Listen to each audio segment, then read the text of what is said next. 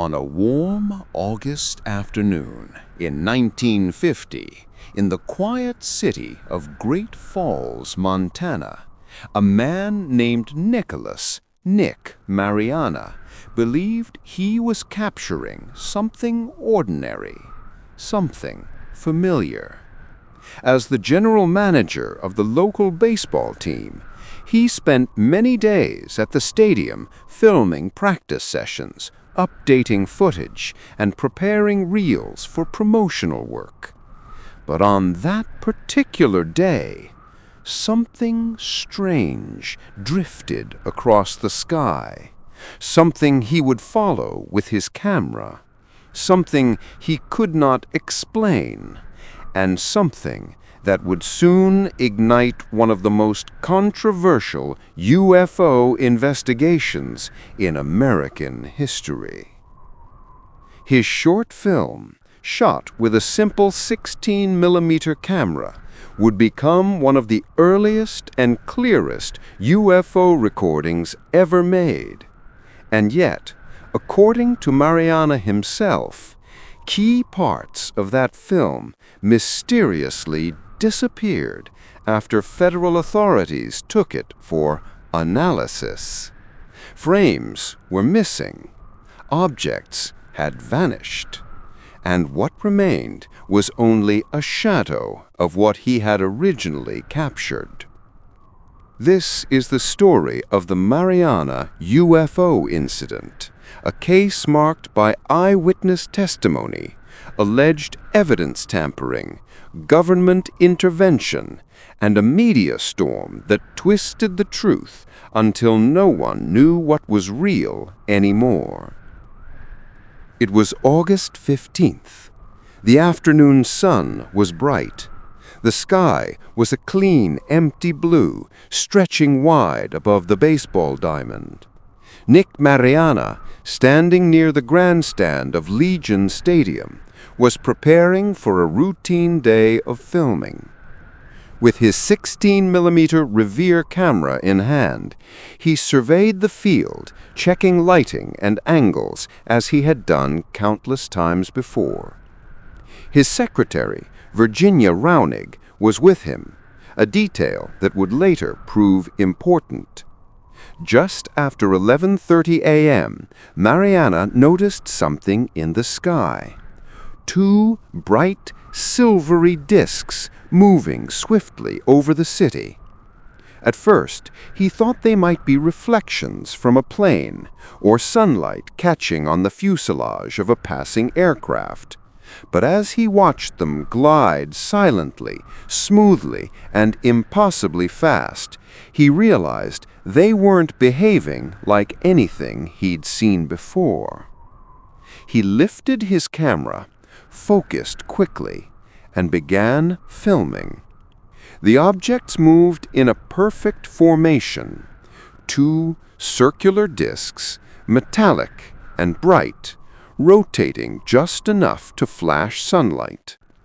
They crossed over the stadium, curved toward a hill in the distance, and eventually shot upward into the sky, disappearing almost instantly. Virginia watched the entire thing, too. Two witnesses, two pairs of eyes confirming what had been seen and captured. When Mariana later developed the reel, he studied it frame by frame. The objects were there, clearly visible, disc-shaped and distinct, not birds, not aircraft, not reflections. Something else. He contacted the local newspaper. Word spread quickly, and soon the Air Force arrived to collect the footage. They were polite, professional, but insistent. They needed the film. It would be returned soon, they promised, and Mariana trusted them. When the footage came back, something was wrong. He knew the film well. He had studied it obsessively in the hours before handing it over. But when he held the returned reel up to the light, several frames were gone. He didn't need to guess. He knew exactly what was missing. The clearest frames. The frames that showed the discs up close, shining brightly in the sun. Frames that captured the crisp edges, the rotation, the odd shimmer as the objects maneuvered. They had been removed, physically cut out. According to Mariana, the film had been edited by the same authorities who had borrowed it. The Air Force, however, said otherwise. They claimed the missing frames were damaged during processing. They insisted the objects were simply reflections, sunlight bouncing off F-94 fighter jets in the area. But Mariana and Virginia both knew what they saw. There were no jets. There was no sound. And the objects had moved with a fluid grace airplanes couldn't match. Why, then, were the clearest frames missing? Why was the footage returned altered? Why did official explanations shift repeatedly in the months following? Something wasn't right. In the early 1950s, the United States was in the middle of a UFO fever. Roswell was still fresh in public memory. Project Blue Book had not yet fully formed into its final phase, and government agencies were trying, often awkwardly, to both investigate and downplay sightings.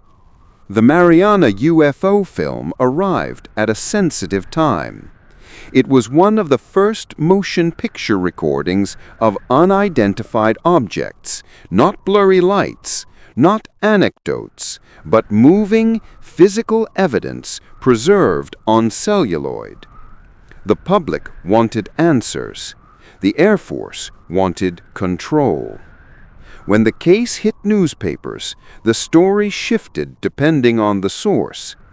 Some outlets claimed Mariana had filmed reflections. Others called it a hoax. Still others insisted the film showed real unknown objects and that authorities were covering it up. Competing narratives spread like wildfire. Every reporter seemed to have a different angle. Every headline contradicted the last. Facts became distorted beneath the weight of speculation, sensationalism, and political motives.